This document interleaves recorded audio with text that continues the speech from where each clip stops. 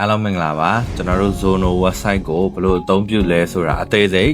ဒီညလေးကနေပြီးတော့ပြောပြပေးသွားမှာပါအဲ့တော့ကျွန်တော်တို့ browser တစ်ခုဖွင့်ပြီးသွားရဆိုရင် Zono F8 ဆိုပြီးတော့ share ရိုက်လိုက်လို့ရှင်ဒါကျွန်တော်တို့ website ကိုရောက်ပြီအဲ့ခါမှာကျွန်တော်တို့ trading account တစ်ခုကိုလိုချင်တယ်ပေါ့နော်အဲ့ဒါဆိုလို့ရှိရင် dashboard ဆိုတာလိုပါတယ် okay အဲ့ဒီ dashboard ကဘာလုပ်ဖို့လဲဆိုရင် dashboard ထဲမှာ account ဖွင့်မယ် account တစ်ကောင်မကနှစ်ကောင်သုံးကောင်အဲ့လိုမျိုးဖွင့်မယ်အဲ့ account ထဲမှာ deposit withdraw တွေလုပ်မယ်အဲ့ dashboard ကနေပြီးတော့ကျွန်တော်တို့တခြား request တွေလုပ်မယ် copy trade တွေလုပ်မယ်code history ကိုပြန်ကြည့်မယ် IP request တွေလုပ်မယ်အဲ့ဒါမျိုးတွေအတွက် dashboard တစ်ခုလိုပါတယ်အဲ့တော့အခုကျွန်တော်တို့စီမှာ dashboard တစ်ခုဘယ်လို create လုပ်ရလဲဆိုတာလေးကိုဒီနေ့ဗီဒီယိုမှာပြောပြပေးသွားမယ်အဲ့တော့ dashboard ရှိပြီးသားလူတွေကတော့ login တစ်ခါတည်းနှိပ်ပြီးတော့တန်းဝင်လို့ရတယ်အခုကကျွန်တော်တို့ dashboard အခုမှအသစ်စပြီးတော့ဖွင့်မဲ့လူတွေအတွက်ပြောပေးမှာဆိုတော့ sign up ကိုနှိပ်ရမယ်အဲ့တော့ကိုယ့်ရဲ့ email address ထည့်လိုက်ပါเนาะကိုယ့်ရဲ့ email address ထည့်ပြီးတော့ကိုယ့်နာမည်ကိုထည့်ပြီးတော့ရင် password ထည့်ရမယ် password ကအကြီးတွေကျွန်တော် capital letter တွေပြီးရင် number တွေနောက်ပြီးရင် special signs တွေအဲ့ဒါတွေပါရင်တော့ပိုကောင်းပါတယ်ပြီးတော့ရင် country မှာကျွန်တော်တို့ကမြန်မာဆိုရင်မြန်မာပေါ့နော်ပြီးကိုဖုန်းနံပါတ်ကိုထည့်များသောအားဖြင့်သူက login တွေ password တွေ link တွေပါတာဖြစ်တဲ့အတွက် spam box တွေကိုရောက်သွားတတ်ပါတယ် confirm your email ဆိုတာလေးကိုနှိပ်ခဏလေးစောင့်လိုက်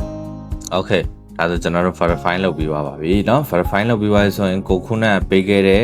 ကို email ကိုပြန်ထည့်ပြီးတော့ကိုရိုက်ခဲ့တဲ့ password ကိုရိုက်ထည့်လိုက်လို့ရှိရင်ဒါကျွန်တော် dashboard တစ်ခုရပါပြီ dashboard ရပြီဆိုရင်ကျွန်တော်စီမှာလောလောဆယ် account မရှိသေးဘူးအဲ့တော့ account ဖွင့်ရင်လည်းဒီမှာ open live မှာကိုရဲ့ account ကဘယ် account လိုချင်တာလဲ standard နဲ့ islamic နှစ်မျိုးရှိပါတယ် islamic ကကျွန်တော်တို့ free account မှာเนาะ standard ကတော့ source ရှိပါတယ်လောလောဆယ်တော့ကျွန်တော် source က3 day to 5 day ကတော့ free ထားပေးထားပါတယ်เนาะအကြာကြီးကိုင်တော့ source ကောက်ပါတယ်ပေါ့เนาะဒီလိုကိုက Islamic account ဖွင့်မယ်ဆိုလို့ရှိရင်တော့ document ထဲမှာကိုက Islam ဖြစ်တယ်ဆိုတော့ထောက်ထား approve ခိုင်မာလေးတော့လိုပါတယ်เนาะရိုးရိုး standard account ကတော့ပြဿနာမရှိဘူးเนาะ standard account နေပြီးတော့ကိုပဲ leverage လိုချင်တာလဲ leverage ကကျွန်တော်100 200 500 3မျိုးရှိပါတယ်အဲ့တော့ leverage 500ရွေးပြီးသွားရင်ကိုယ့်ရဲ့ MT5 account ရဲ့ password เนาะဒီ dashboard login နဲ့အတူတူထားခြင်းနဲ့ထားလို့ရပါတယ်ဒါမှမဟုတ်နောက်အသစ်တစ်ခုထားခြင်းနဲ့ထားလို့ရတယ်investor password ကတော့ဝင်ပြီးတော့ပဲကြည့်တဲ့ password ပေါ့နော်ကျွန်တော်ဝင် trade လုပ်လို့တော့မရဘူးဒါပေမဲ့ဝင်ကြည့်လို့ရတယ်လို့ password ပါပြီးသွားရင်submit ကိုနှိပ်လိုက်ပြီဆိုလို့ရှိရင် account တစ်ခုရပါမယ်account ဖွင့်သွားပြီဆိုရင်ဒီမှာကျွန်တော်တို့ account list ဆိုတဲ့ညာဘက်လေးမှာတွေ့လာမသိဘူးဗျာနော်အဲ့ဒီဟာကိုယ့်ရဲ့ account number ဖြစ်သွားပြီpassword တော့ခုနကကိုထည့်ခဲ့တဲ့ password နဲ့ပဲဝင်လို့ရတယ်ဟုတ်ပြီအဲ့ account ကျွန်တော်အခုဝင်ကျင်တယ်ပေါ့နော်ဝင်ကျင်တယ်ဆိုဘယ်လိုဝင်ကြမလဲဆိုရင်MetaTrader 5 ထဲကိုသွား MetaTrader 5 ထဲကိုသွားပြီးတော့ကျွန်တော်တို့ file ဆိုတာလေးကိုနှိပ်လိုက်ပါ file ဆိုတာလေးရဲ့အောက်မှာ login to trade account ဆိုတာလေးရှိပါတယ်ဒါကတော့ကျွန်တော်ဝင်ထားပြီးသားမလို့ဒီလိုမျိုးကျွန်တော်စာပါတန်းပေါ်နေတာပေါ့နော်တန်းဒီလိုမျိုးတန်းဝင်လို့ရတဲ့လူဆိုလဲဝင်လိုက်ပါတကယ်လို့တန်းဝင်လို့မရဘူးကျွန်တော်တို့ကတော့စာပါမတွေ့ဘူးဆိုလို့ရှိရင်ဒီမှာ open an account ဆိုတာလေးရှိပါတယ်အခုနက file ဆိုတဲ့နေရာရဲ့အောက်မှာပဲ open an account ရွေးပြီးတော့ဒီ company ရှာတဲ့နေရာမှာ Zono F8 လို့ရိုက်ပြီးတော့ find your company လို့ရိုက်လိုက်ပါဒါဆိုရင် Zono F8 ဆိုတာပေါ်လာပါပြီZono F8 ကိုထောက်ပြီးတော့ next နှိပ်လိုက်ပါ next နှိပ်လိုက်ပြီးသွားရင်ဒီအပေါ်ကဟာတွေက demo ဖွင့်တာတွေပေါ့နော်ကျွန်တော်တို့ကအခု account ရှိပြီးသားဆိုတော့ဒီမှာ login နေရာလေးမှာကျွန်တော်တို့ရဲ့ဒီမှာ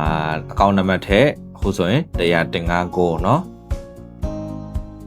159 password ကိုထည့်ခဲ့တဲ့ password ပဲပြီးရင် finish okay ဒါဆိုလို့ရှိရင်ဒီထဲမှာကျွန်တော်တို့ဘာဖြစ်သွားပြီလဲ live account ဖြစ်သွားပြီလောလောဆယ် balance တော့မရှိသေးဘူးပေါ့နော် balance 0လေးနဲ့ကျွန်တော်တို့စပြီးတော့ trade လုပ်လို့ရပါပြီเนาะအဲ့တော့ဒီ dashboard ကိုကျွန်တော်တို့ဘယ်လိုသုံးလဲဆိုတာအကြမ်းမြင်လေးရှင်းပြပေးပါမယ်เนาะဒီဘယ်ဘက်ထောင်ဆုံးကတော့ဒါကျွန်တော်တို့ရဲ့ real account ရဲ့ management နေရာလို့ပြောလို့ရတယ်ပေါ့နော်ဒီနေရာမှာကျွန်တော်တို့က trade ကိုနှိပ်လိုက်ပြီဆိုလို့ရှိရင်ဒီဘက်မှာtrading account ကျွန်တော် what trading နဲ့ကိုရောက်သွားတာခုနကကျွန်တော်တို့ MT5 နဲ့ trade လုပ်လဲရတယ်ခုနကကျွန်တော်တို့ရှိတဲ့ account ပေါ့နော်159ကိုရွေးပြီးတော့ကိုထားခဲ့တဲ့ password ရိုက်ပြီးတော့ဒီမှာ what trading လဲလုပ်လို့ရပါတယ်เนาะ what trading နဲ့ကျွန်တော်တို့ လောလောဆယ်တော့ဘဲလန်မရှိသေးဘူးပေါ့နော်ဒီထဲကို trade ချင်တယ်ဆိုတော့ဘဲလန်ထည့်ရမှာပေါ့ဒီထဲမှာကိုဘယ်လိုမျိုး trade လုပ်ချင်လဲเนาะဒီထဲမှာတစ်ခါတည်းအကုန်အတူတူလာလုပ်လို့ရတယ်เนาะနောက်ပြီးသွားရင်ဒါကိုရဲ့ main နေရာကြီးပေါ့ဗျာเนาะ main နေရာကြီးအခုလောလောဆယ်ဒီမှာ balance စီတော့အဲ့တော့ကျွန်တော်တို့က okay ဒီထဲကို deposit ထည့်ခြင်းတယ်ဒီထဲကို deposit ထည့်ခြင်းတယ်ဆိုတော့နောက် video တစ်ခုမှကျွန်တော်ပြောပေးပါမယ် my fan နဲ့ကနေပြီးတော့ထည့်ရတာပေါ့เนาะအခုလောလောဆယ်ကျွန်တော်ဒီ video ထဲမှာတော့ dashboard အကြောင်းကိုပဲကျွန်တော်ရှင်းပြပေးထားတာဖြစ်ပါတယ်